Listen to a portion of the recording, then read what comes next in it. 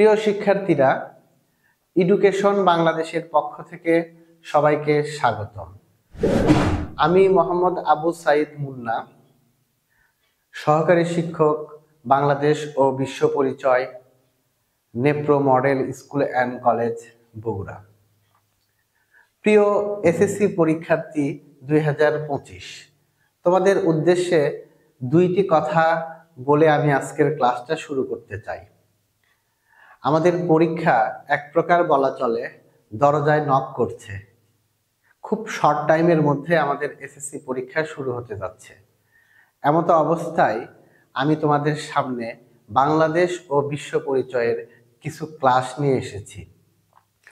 আমরা এই বইটা সম্পর্কে যথেষ্টই জানি যে 16টি অধ্যায় রয়েছে এবং প্রত্যেকটি অধ্যায়ে অনেক অনেক সাল, তথ্য, সংজ্ঞাতে ভরা। আমরা একটা পড়ি আরেকটি ভুলে যাই, বা পড়ার পরে মনে হয় যে কিচ্ছু মনে নেই আমার, বা সায়েন্সের সাবজেক্ট পড়ার চাপে আমরা বাংলাদেশ ও বিশ্ব পরিচয় বইটি নিয়ে বসার মতো যথেষ্ট সময় পাই না। কিন্তু আমাদের একটা কথা মনে রাখতে হবে, প্রত্যেকটা সাবজেক্টকেই আমাদের সমপরিমাণ গুরুত্ব দিতে হবে এবং প্রত্যেকটা সাবজেক্টেই কিন্তু একটা ভালো মার্ক আমাদের দরকার ভালো রেজাল্ট তৈরি করার জন্য। আমরা অনেক সময় সায়েন্সের সাবজেক্টগুলোতে ভালো বা কাঙ্ক্ষিত নাম্বার পেয়ে যাই, কিন্তু বাংলাদেশ ও বিশ্ব পরিচয় বা বাংলা এই সাবজেক্টগুলোতে কিন্তু তেমন একটা আশানুরূপ নাম্বার আমরা আনতে পারি না। তো আমি এই শর্ট টাইমের মধ্যে চেষ্টা করব বইটাকে বিশ্লেষণ করে যে চ্যাপ্টারগুলো থেকে সাধারণত এসএসসি পরীক্ষাতে কোশ্চেন আসে, প্রত্যেক বছরের কোশ্চেন যদি আমরা অ্যানালাইসিস করি তাহলে কিন্তু দেখতে পাই যে কোন জায়গাগুলো থেকে কোশ্চেন আসে, বা স্টুডেন্টরা কোন জায়গাগুলো ভুল করে, বা কোন জায়গাগুলো বুঝতে অসুবিধা হয়, বা কোন সাল তথ্যগুলো মনে থাকে না। আমি চেষ্টা করব এই জায়গাগুলো তোমাদের সামনে আলোচনা করার, এবং প্রত্যেকটা অধ্যায় আমরা সম্পূর্ণ আলোচনা না করে মেইন যে টপিকগুলো আমাদের আছে, অর্থাৎ যেগুলো থেকে সাধারণত কোশ্চেন হয়, আমি এই জায়গাগুলো তোমাদের সামনে আলোচনা করব ইনশাল্লাহ। তোমরা চেষ্টা করবে যে আমার ক্লাসটা দেখার সময় মূল বই অথবা খাতা কাছে রাখার জন্য। যে টপিকগুলো আমি গুরুত্বপূর্ণ বলবো, তোমরা যদি সেগুলো আন্ডারলাইন করে নাও বা একটু লিখে নাও, তাহলে পরবর্তীতে রিভিশন করতে তোমাদের সুবিধা হবে। তো প্রিয় শিক্ষার্থীরা, চলে আসো আজকের আমাদের আলোচনার বিষয়। আমরা প্রথম অধ্যায় নিয়ে আলোচনা করব। প্রথম অধ্যায়টি হচ্ছে পূর্ব বাংলার আন্দোলন ও জাতীয়তাবাদের উত্থান। আমরা জানি যে 1947 সালে ব্রিটিশরা যখন আমাদের এই ভারত উপমহাদেশ ছেড়ে চলে যায়, তখন দুইটি আলাদা রাষ্ট্রের সৃষ্টি হয়, এক পাকিস্তান, দুই ভারত। পাকিস্তানের দুইটি অংশ ছিল, একটা পূর্ব বাংলা বা পূর্ব পাকিস্তান, আরেকটি হচ্ছে পশ্চিম পাকিস্তান। আমরা জানি যে আজকের আমাদের বাংলাদেশটা তৎকালীন সময়ে পূর্ব পাকিস্তানের অংশ ছিল বা পূর্ব পাকিস্তান নামে পরিচিত ছিল। সে যাই হোক, এগুলো আমরা জানি। আমাদের এই অধ্যায়ের শুরুতে আমরা একটা কোশ্চেন পাবো, বাঙালির জাতীয়তাবাদ কি। আমি যে কোশ্চেনগুলো বলি, আমি শুরুতেই বলেছিলাম কোশ্চেনগুলো তোমাদের এসএসসি পরীক্ষার জন্য খুবই গুরুত্বপূর্ণ হবে। প্রথম একটা জ্ঞানমূলক কোশ্চেন, বাঙালির জাতীয়তাবাদ কি। আমরা এক কথায় এক লাইনে অ্যান্সারটা লিখে ফেলবো, বাংলা ভাষা, ইতিহাস, ঐতিহ্য ও সংস্কৃতি। আমি কি বললাম? বাংলা ভাষা, ইতিহাস, ঐতিহ্য ও সংস্কৃতি, এবং আমাদের জাতিগত পরিচয়ে যে জাতীয় ঐক্যটা গঠিত হয় সেটিকে বলা হয় বাঙালি জাতীয়তাবাদ। এটা একটা জ্ঞানমূলক কোশ্চেন আমরা পড়লাম। তারপরে যে কোশ্চেনটা পড়ব, ভাষা আন্দোলনের প্রেক্ষাপট। আমরা জানি ভাষা আন্দোলন হয়েছিল 1952 সালে, কিন্তু এই যে ভাষা আন্দোলনের সূচনাটা, এটা কিন্তু অনেক আগেই শুরু হয়। আমাদের বইয়ে শুরু করা আছে 1937 সালে। 1937 সালে মুসলিম লীগের দাপ্তরিক ভাষা উর্দু করার প্রস্তাব দিয়েছিলেন মোহাম্মদ আলী জিন্নাহ। এটা একটা এমসিকিউ, কিন্তু খুব গুরুত্বপূর্ণ। হ্যাঁ, আমরা জানি 47 সালে পাকিস্তান সৃষ্টি হয়েছিল, কিন্তু ভাষা নিয়ে বিতর্কটা কিন্তু অনেক আগেই শুরু হয়। যেমন আমি বললাম, মুসলিম লীগের দাপ্তরিক ভাষা, এটিকে উর্দু করার প্রস্তাব দিয়েছিলেন মোহাম্মদ আলী জিন্নাহ। আমরা কিন্তু সেটি মেনে নিইনি। সেই সময় বাঙালিদের প্রিয় নেতা শেরে বাংলা একে ফজলুল হক সেইটার বিরোধিতা করে। 1947 সালের এপ্রিল মাসে যখন পাকিস্তান নামক রাষ্ট্রটির গঠন প্রায় নিশ্চিত হয়ে যায়, তখন ভাষা নিয়ে বিতর্ক পুনরায় শুরু হয়। এ সময় চৌধুরী খলিকুজ্জামান 17ই মে, তারিখটা আন্ডারলাইন করতে হবে, 17ই মে চৌধুরী খলিকুজ্জামান এবং জুলাই মাসে আলিগড় বিশ্ববিদ্যালয়ের উপাচার্য ডক্টর জিয়াউদ্দিন আহমেদ উর্দুকে রাষ্ট্রভাষা করার প্রস্তাব দেয়। অর্থাৎ এপ্রিল মাসে যখন মোটামুটি শিওর হয়ে গেল যে পাকিস্তান নামক রাষ্ট্রটা গঠন হতে যাচ্ছে, তখন সেই রাষ্ট্রের ভাষাটা কি হবে এটা নিয়ে বিতর্কটা পুনরায় শুরু হলো। এ সময় কাদের নাম বললাম আমি?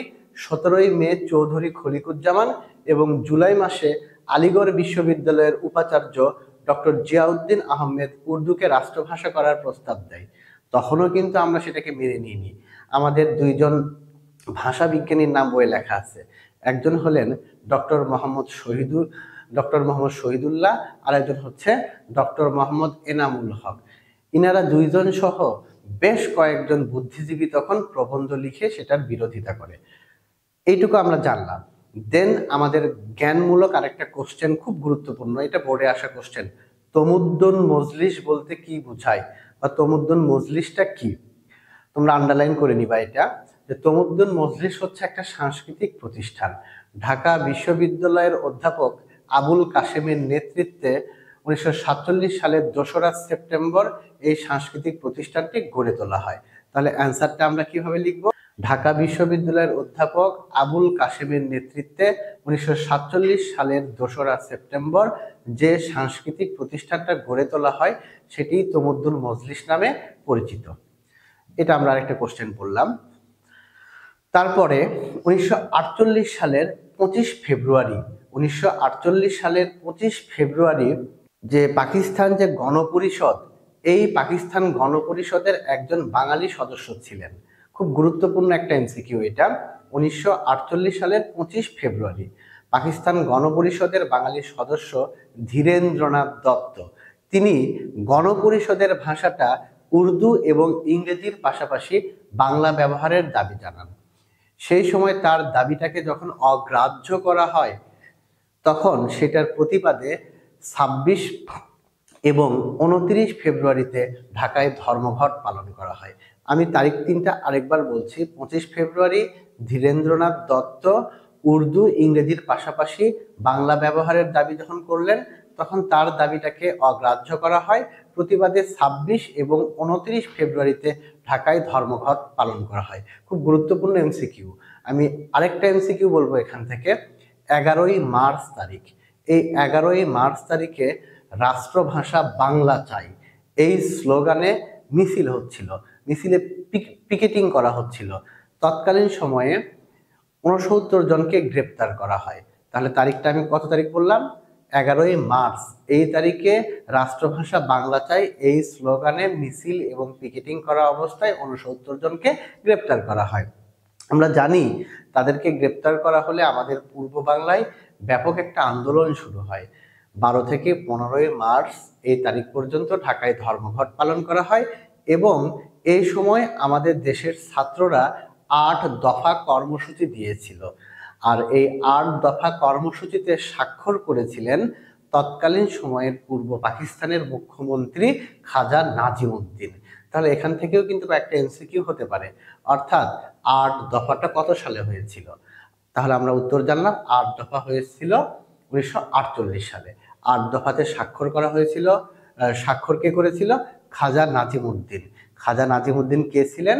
তৎকালীন সময়ের পাকিস্তানের পূর্ব পাকিস্তানের মুখ্যমন্ত্রী। এই 8 দফা কর্মসূচিটা কেন দেওয়া হয়েছিল?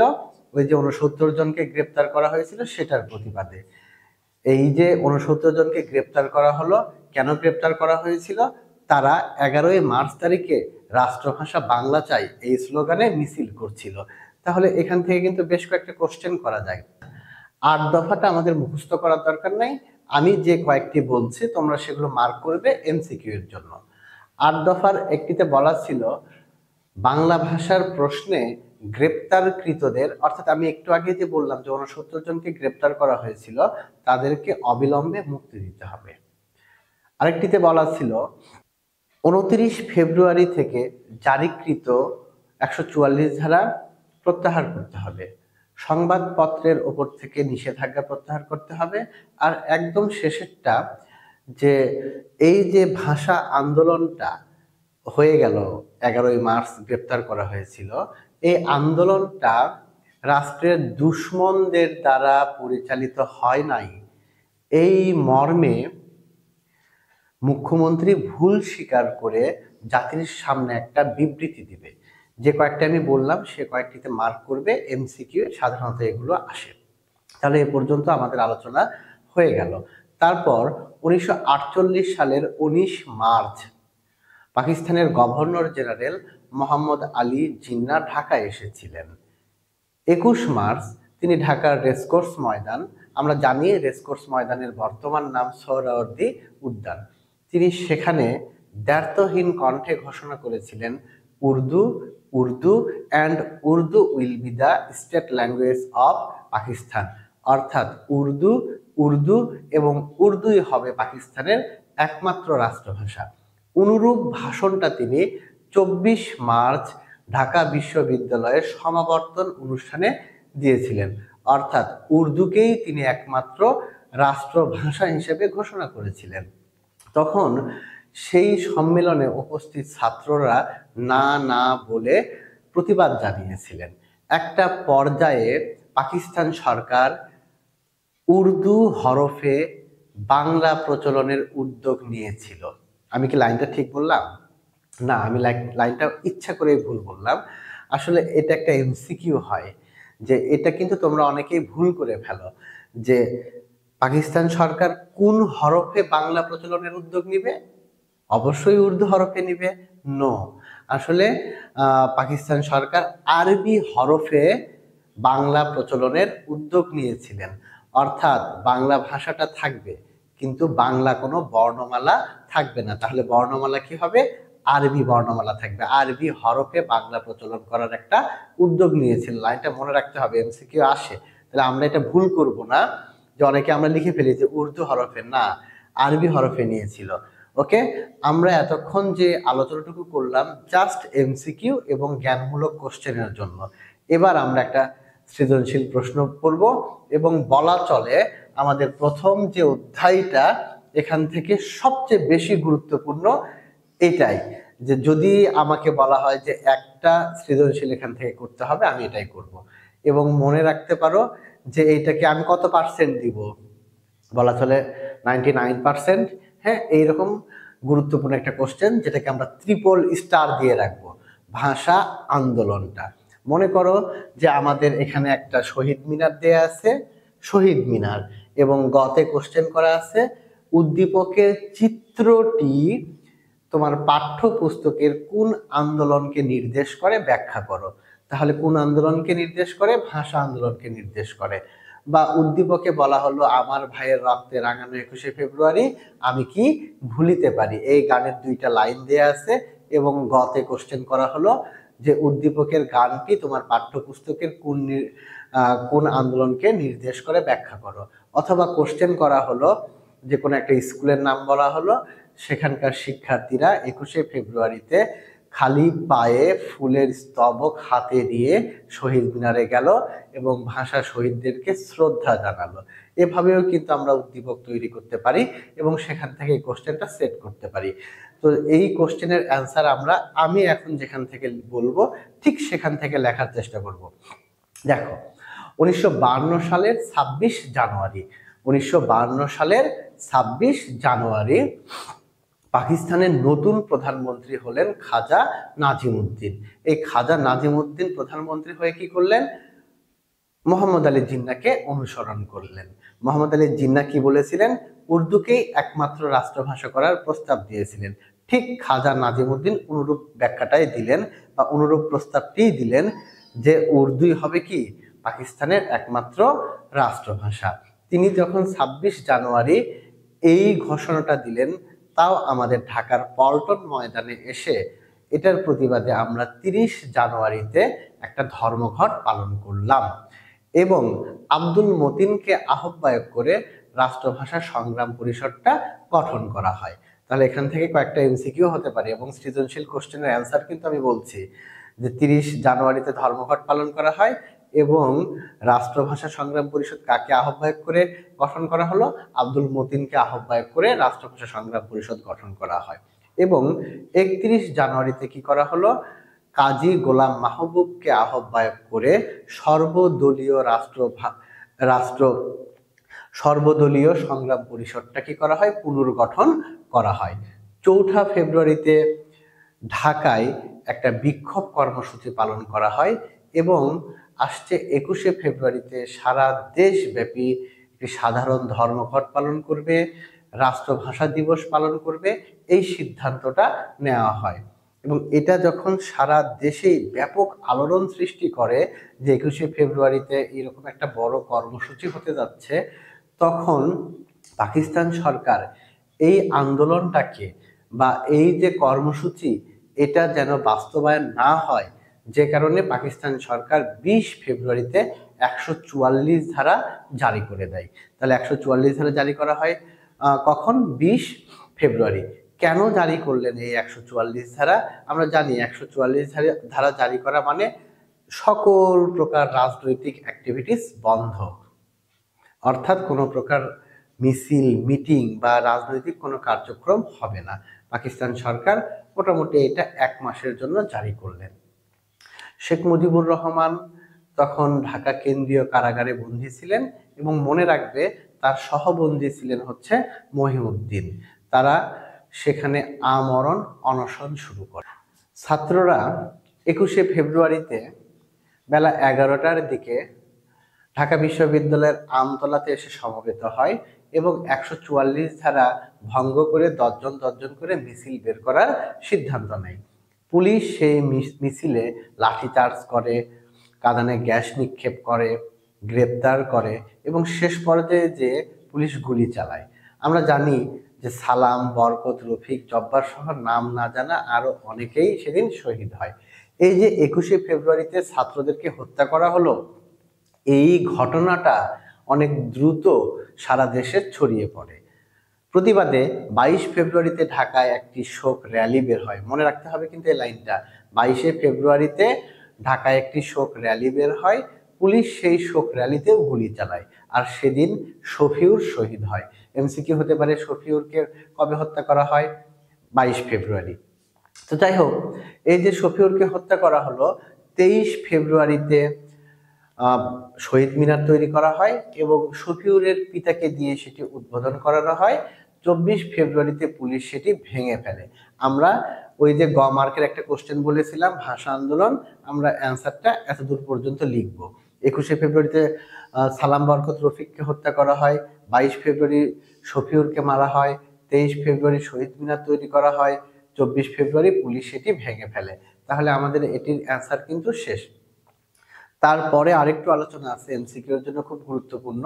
এই যে আমাদের দেশের ভাষা আন্দোলনটি হলো, এটার জন্য আমাদের দেশের কবি সাহিত্যিকরা কিন্তু অনেক কবিতা, অনেক উপন্যাস, অনেক গান রচনা করেছিল। আমাদের বইয়ে কয়েকটা দেয়া আছে। ভাষা আন্দোলন ভিত্তিক প্রথম কবিতা, আমরা জানি ভাষা আন্দোলন ভিত্তিক প্রথম কবিতা লিখেছিলেন চট্টগ্রামের কবি মাহবুবুল আলম চৌধুরী। কবিতাটি হলো কাঁদতে আসিনি, ফাঁসির দাবি নিয়ে এসেছি। খুব গুরুত্বপূর্ণ একটা এমসিকিউ। তারপর তরুণ কবি আলাউদ্দিন আল আজাদ লিখেছিলেন স্মৃতির মিনার, এটিও একটি কবিতা। জহির রায়হান লিখেছিলেন আরেক ফাল্গুন, এটি উপন্যাস। আমার ভাইয়ের রক্তে রাঙানো ২১শে ফেব্রুয়ারি, আমরা জানি এটি একটি গান, আর এই গানটি রচনা করেছিলেন আব্দুল গাফফার চৌধুরী। ওরা আমার মুখের ভাষা কায়রা নিতে চায় এবং তোরা ঢাকা শহর রক্তে ভাসাইলি, এই দুইটি গান রচনা করেছিলেন আব্দুল লতিফ চৌধুরী। এবং খুব গুরুত্বপূর্ণ একটা এমসিকিউ, কবর নাটক, এই কবর নাটকটি জেলে বসে রচনা করেছিলেন মুনির চৌধুরী। খুব গুরুত্বপূর্ণ বেশ কিছু ইনফরমেশন আমরা অলরেডি পেয়ে গেলাম।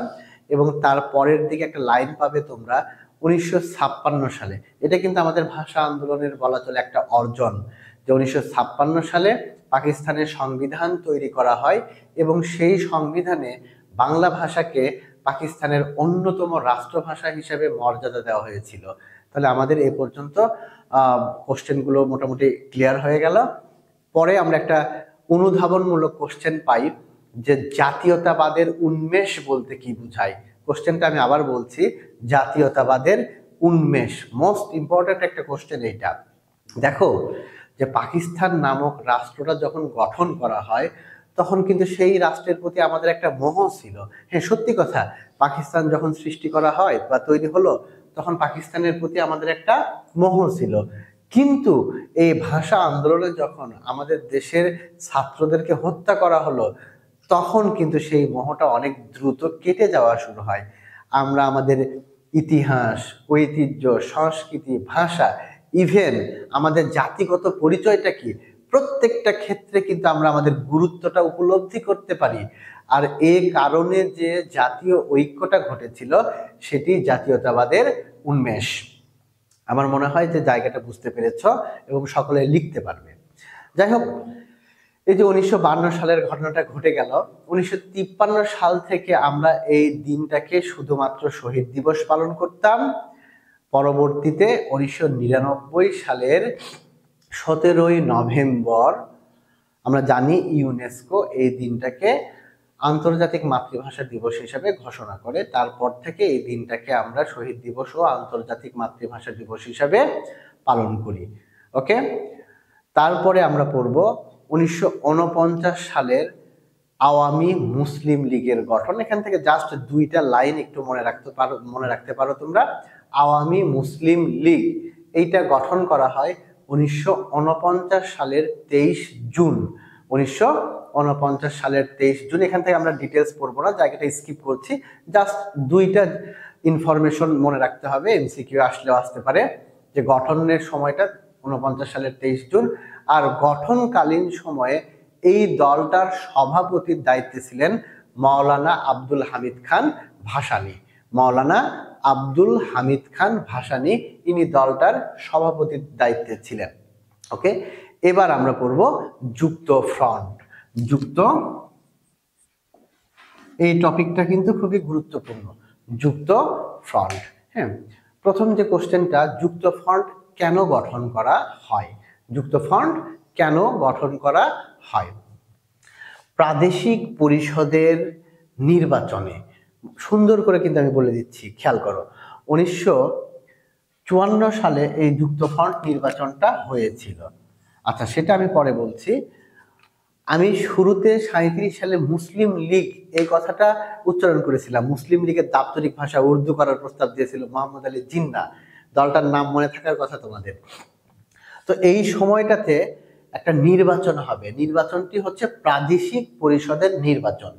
এই প্রাদেশিক পরিষদের নির্বাচনে ওই মুসলিম লীগকে আমরা শোচনীয়ভাবে পরাজিত করব। আমি আবার বলছি, প্রাদেশিক পরিষদের নির্বাচনে মুসলিম লীগকে শোচনীয়ভাবে পরাজিত করব, এই উদ্দেশ্য নিয়ে যুক্তফ্রন্ট গঠন করা হয়। যুক্তফ্রন্ট গঠনের সিদ্ধান্ত নেওয়া হয়েছিল 1953 সালের 14ই নভেম্বর। 1953 সালের 14ই নভেম্বর যুক্তফ্রন্ট গঠনের সিদ্ধান্ত নেওয়া হয়েছিল। তোমরা যারা এসএসসি পরীক্ষার্থী আছো, তোমাদের বইয়ে 4টি দলের নাম লেখা আছে, যদিও এবারের এডিশনের বইটাতে 5টার কথা বলা আছে। তো আমাদের বইয়ে যেটা ছিল আমরা সেটাই অ্যান্সার করব, যে যুক্তফ্রন্ট গঠন করা হয়েছিল 4টি দল নিয়ে: আওয়ামী লীগ, কৃষক শ্রমিক পার্টি, নেজামে ইসলাম আর একটি গণতন্ত্রী দল। এই 4টি দল নিয়ে যুক্তফ্রন্ট গঠন করা হয়েছিল। যুক্তফ্রন্ট গঠনের কারণটা তো আমি বললাম, মুসলিম লীগকে শোচনীয়ভাবে পরাজিত করব এই উদ্দেশ্য নিয়ে। আর এই নির্বাচনটাতে টোটাল আসন ছিল 237টি, অর্থাৎ 237টি আসনে নির্বাচন হয়েছিল। এর মধ্যে যুক্তফ্রন্ট পেয়েছিল 223টি আসন, আর মুসলিম লীগ পেয়েছিল মাত্র 9টি আসন, আর বাকি 5টি আসন পেয়েছিল অন্যান্য রাজনৈতিক দল। তাহলে আমরা এইটুকু জানলাম যে বিশাল ব্যবধানে, অর্থাৎ 237টির মধ্যে 223টি আসন পেয়েছিল যুক্তফ্রন্ট। ওকে, এই যে বিশাল আসন পেয়ে বা বিশাল ব্যবধানে আমাদের যুক্তফ্রন্ট এই দলটা জয়লাভ করে। এখন যদি কোশ্চেন করা হয় যুক্তফ্রন্টের বিজয়ের পিছনে কারণ কি ছিল, এক কথায় আমরা বলবো 21 দফা। 21টা দাবি দিয়েছিল তারা, যেগুলোকে তৎকালীন সময়ের মানুষের স্বার্থের দাবি বলা হয়, যে কারণে যুক্তফ্রন্ট জয়লাভ করেছিল। তাহলে যুক্তফ্রন্ট বিজয়ের পিছনে মূল কারণটি 21 দফা। গুরুত্বপূর্ণ একটা কোশ্চেন, 21 দফার প্রথম দাবিটি কি ছিল? এটাও কিন্তু বোর্ডে আসা কোশ্চেন। হ্যাঁ, যুক্তফ্রন্টের 21 দফার প্রথম দাবিটি ছিল বাংলাকে অন্যতম রাষ্ট্রভাষা করা হবে বা অন্যতম রাষ্ট্রভাষার মর্যাদা দেওয়া হবে, এটা মনে রাখতে হবে। তাহলে আমরা যুক্তফ্রন্ট সম্পর্কে জানলাম মোটামুটি যে যুক্তফ্রন্ট কেন গঠন করা হয়েছিল আর নির্বাচনে যুক্তফ্রন্ট জয়লাভ করেছিল। ওকে, তাহলে এই যে যুক্তফ্রন্ট, এবার যুক্তফ্রন্ট শপথ নিবে। যুক্তফ্রন্টের মুখ্যমন্ত্রী কে হয়েছিল? যুক্তফ্রন্ট এই দলটার মুখ্যমন্ত্রীর দায়িত্ব নিয়েছিলেন শেরে বাংলা একে ফজলুল হক। এই শেরে বাংলা একে ফজলুল হক কোন দলের নেতা ছিলেন? আমি একটু আগে যে 4টি দলের নাম বলেছিলাম তার মধ্যে একটি দল ছিল হচ্ছে কৃষক শ্রমিক পার্টি। শেরে বাংলা একে ফজলুল হক এই কৃষক শ্রমিক পার্টির নেতা ছিলেন। তিনি 1954 সালের 3রা এপ্রিল শপথ গ্রহণ করেছিলেন। কিন্তু দুঃখের বিষয় পাকিস্তান সরকার এই সরকারটাকে, আমাদের মুখ্যমন্ত্রীকে মনে প্রাণে গ্রহণ করতে পারেনি, যে কারণে মাত্র 56 দিনের মাথায় 30 মে তাকে বরখাস্ত করা হয়। এখন কোশ্চেন করা হবে যে যুক্তফ্রন্ট সরকারকে কেন বরখাস্ত করা হয়। আমি সুন্দর করে বলছি যে আমি তো একটু আগে বললাম যে 56 দিন মাত্র ক্ষমতায় ছিলেন, তারপর তাকে বরখাস্ত করা হয়। কেন বরখাস্ত করা হয়? তৎকালীন গভর্নর জেনারেল ছিলেন গোলাম মোহাম্মদ। এই গোলাম মোহাম্মদ আদমজি পাটকল এবং কর্ণফুলী কাগজের মিলে বাঙালি অবাঙালিদের মধ্যে একটা দাঙ্গাকে অজুহাত হিসেবে দাঁড় করিয়ে আমাদের এই মুখ্যমন্ত্রীকে বরখাস্ত করেন। মনে থাকবে বিষয়টি? ওকে, তাহলে যুক্তফ্রন্ট সম্পর্কে আমরা জেনে ফেললাম। এবার একটা গুরুত্বপূর্ণ কোশ্চেন, মৌলিক গণতন্ত্র। মৌলিক গণতন্ত্র মোস্ট ইম্পর্ট্যান্ট একটা কোশ্চেন, মৌলিক গণতন্ত্র। তোমরা মনে রাখবে পাকিস্তানে প্রথম সামরিক শাসন জারি করেছিলেন ইস্কান্দার মির্জা 1958 সালের 7 অক্টোবর। আইয়ুব খান 1958 সালের 27 অক্টোবর এই ইস্কান্দার মির্জাকে উৎখাত করেন এবং দেশ থেকে বাধ্য করেন। আমি কত তারিখ বললাম? 1958 সালের 27 অক্টোবর। তাকে উৎখাত করে আইয়ুব খান কি করলেন? ইনি সামরিক শাসন জারি করলেন। আর ইনি সামরিক শাসন জারি করার পরে একটা কাজ করেছিলেন। কি কাজ? তার এই শাসনটাকে দীর্ঘস্থায়ী করার জন্য তিনি এক প্রকার পরোক্ষ নির্বাচন ব্যবস্থা চালু করেছিলেন। আমি আবার বলছি, আসলে নির্বাচনটা কিভাবে হয়? প্রত্যক্ষ নির্বাচন হয়, জনগণ ভোট দিবে, প্রতিনিধি নির্বাচিত হবে। আর আইয়ুব খান কি করলেন? পরোক্ষ নির্বাচন ব্যবস্থা প্রবর্তন করলেন। অর্থাৎ পূর্ব পাকিস্তান এবং পশ্চিম পাকিস্তান, দুই পাকিস্তান থেকে 80,000 ইউনিয়ন কাউন্সিল সদস্যদের ভোটে নির্বাচনের বিধান তৈরি করেছিলেন, যেটাকে বলা হচ্ছে পরোক্ষ নির্বাচন। আর এই নির্বাচন প্রক্রিয়াকে বা এই পরোক্ষ নির্বাচনটাকেই বলা হচ্ছে মৌলিক গণতন্ত্র। আর তিনি এই পদ্ধতিতে 1965 সালে নির্বাচিত হয়েছিলেন। তাহলে আমরা মৌলিক গণতন্ত্র সম্পর্কে জানলাম। আর যতটুকু আছে আমি এখান থেকে অল্প অল্প করে কিছু ইনফরমেশন দিব এবং আশা করি তোমরা যদি জায়গাটুকু আমি যতটুকু করে বলছি সেগুলো মনে রাখতে পারো, তাহলে ইনশাল্লাহ আমাদের প্রথম চ্যাপ্টারটা কাভার হয়ে যাবে। দেখবে পরের পেজে যেই এই যে মৌলিক গণতন্ত্র আমি পড়ালাম, তার পরের পেজে যেই শেষের দিকে এসে দুইটা ইনফরমেশন আমরা পাবো যে 1962 সালের জানুয়ারি মাসে হোসেন শহীদ সোহরাওয়ার্দীকে গ্রেপ্তার করা হয়েছিল। এটা একটা ইনফরমেশন। আর তাকে যখন গ্রেপ্তার করা হয় তখন আমাদের এই পূর্ব বাংলায় একটা আন্দোলন শুরু হয় এবং ছাত্ররা সেই সময় 15 দফা কর্মসূচি দিয়েছিল। এটা দুইটা ইনফরমেশন। আচ্ছা, তাহলে 48 সালে কিন্তু 8 দফা, 54 সালে 21 দফা, আর এই 62 সালে এসে 15 দফা। ওকে, তারপরে 1965 সালের আমাদের আরেকটা ঘটনা বলা আছে যে 1965 সালে ভারত এবং পাকিস্তানের মধ্যে যুদ্ধ হয়েছিল। সেই সময়টাতে পাকিস্তান সরকার আমাদের উপরে দুইটা অভিযোগ এনেছিল। কি অভিযোগ?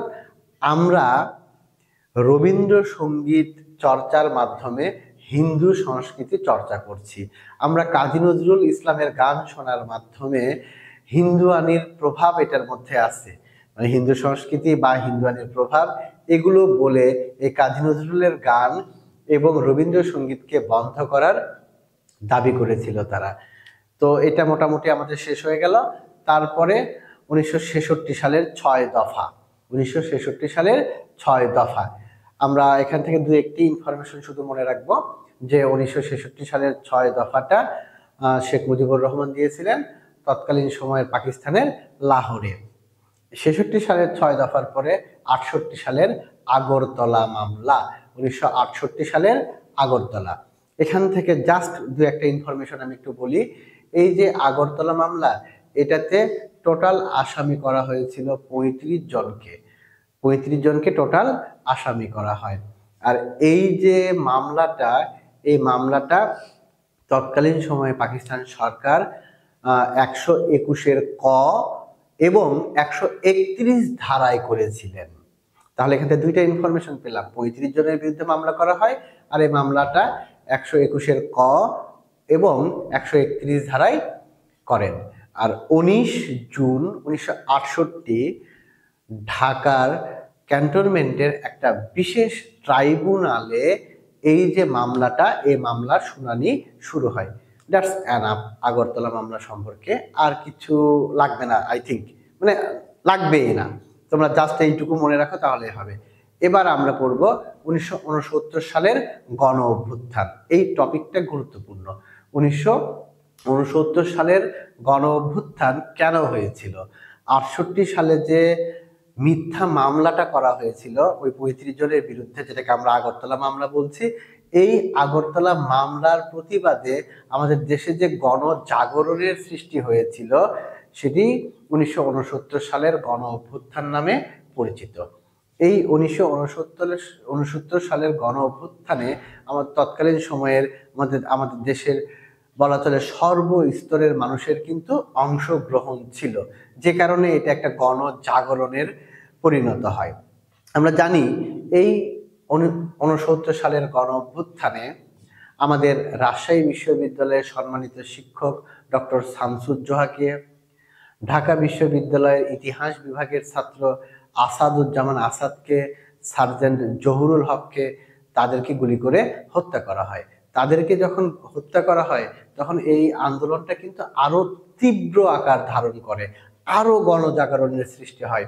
পাকিস্তান সরকার, আইয়ুব খান বাধ্য হয়ে 1969 সালের 22 ফেব্রুয়ারি এই মামলাটা প্রত্যাহার করে নিতে বাধ্য হন এবং তাদেরকে নিঃশর্তভাবে মুক্তি দিয়ে দেন। এই হচ্ছে আমাদের 1969 সালের গণ অভ্যুত্থান। গণ অভ্যুত্থানের কারণে আমাদের কিন্তু দুইটা লাভ হয়েছিল। কি কি লাভ? এক, ওই যে আগরতলা মামলা ওইটা প্রত্যাহার করা হয়, আর দুই, আইয়ুব খানের পতন ঘটে। আইয়ুব খান আসছিল কবে? এই যে মৌলিক গণতন্ত্রের কথা বললাম 58 সালে, হ্যাঁ, এই 58 সাল থেকে শুরু করে কিন্তু তিনি ক্ষমতায় থেকেই গিয়েছিলেন। হ্যাঁ, এই আইয়ুব খান 1969 সালের 25 মার্চ 1969 সালের 25 মার্চ তিনি পদত্যাগ করেন এবং তার জায়গায় চলে আসেন ইয়াহিয়া খান। ইয়াহিয়া খান এসে যে নির্বাচন দেওয়ার অঙ্গীকার করেছিলেন, আমরা জানি এই নির্বাচনটি 1970 সালের নির্বাচন নামে পরিচিত। এখান থেকে একটা গুরুত্বপূর্ণ এমসিকিউ, আমরা জাস্ট এই একটা লাইনই মনে রাখবো। 1970 সালের এই নির্বাচনটা অনুষ্ঠিত হয়েছিল 7 ডিসেম্বর, অর্থাৎ 70 সালের 7 ডিসেম্বর এই সাধারণ নির্বাচনটা অনুষ্ঠিত হয়। এই নির্বাচনটাও দুইটা ভাবে হয়েছিল, একটা প্রাদেশিক পরিষদের নির্বাচন এবং কেন্দ্রীয় পরিষদের নির্বাচন। আর এই নির্বাচনে জয়লাভ করেছিলেন তৎকালীন সময় আওয়ামী লীগ, আমরা সকলেই জানি। আর তাদেরকে যখন ক্ষমতা হস্তান্তর করা হয়নি, এটার প্রতিবাদেই পরবর্তীতে মুক্তিযুদ্ধের দিকে চলে যায় ঘটনাটা, যেটা আমাদের দ্বিতীয় চ্যাপ্টারে আলোচনায় হবে ইনশাল্লাহ। প্রথম অধ্যায়ের আলোচনাটা আমাদের এটুকুই। তোমরা আমি যতটুকু বললাম ততটুকু একটু গুরুত্বের সঙ্গে দেখবে। আমি শুরুর কথাটা শেষে আরেকটা বার রিপিট করব। দেখো, আমরা কিন্তু এক প্রকার বলা চলে 11th আওয়ারে চলে আসছি, অর্থাৎ এসএসসি পরীক্ষাটা আমাদের কোথায়, মানে হাতের কাছে, মানে হাতেরও আরো অনেক কাছে চলে আসছে। খুব অল্প সময় আছে। এই সময়টাতে আমার প্রিয় শিক্ষার্থীরা, তোমরা সবাই সিরিয়াস হবে এবং আমি আমার আলোচনার মাধ্যমে যতটুকু আলোচনা করব এতটুকু যদি তোমরা খুব ভালোভাবে প্রিপারেশন নিতে পারো, আশা করি তোমাদের রেজাল্টটা ভালো হবে। দেখবে পরীক্ষাতে এই জায়গাগুলো থেকে কোশ্চেন হয়, বিগত সালগুলো থেকেও আসে। আমরা বিভিন্ন স্কুলের কোশ্চেন, বোর্ড কোশ্চেনগুলোকে যথেষ্ট অ্যানালাইসিস করি। তো সেখান থেকে সে কনফিডেন্স থেকেই বলছি যে জায়গাগুলো আমি পড়ালাম বা পরের ক্লাসগুলোতে আমি যে জায়গাগুলো বলবো তোমরা একটু গুরুত্বের সাথে এই জায়গাগুলোতে দেখো, একটু প্র্যাকটিস করো। আশা করি ভালোটাই হবে। প্রিয় শিক্ষার্থীরা, ভালো থাকবে সবাই, সবার সুস্বাস্থ্য এবং উজ্জ্বল ভবিষ্যৎ কামনা করে আমি আজকের ক্লাসটা এখানেই শেষ করছি। আল্লাহ হাফেজ, ধন্যবাদ সবাইকে।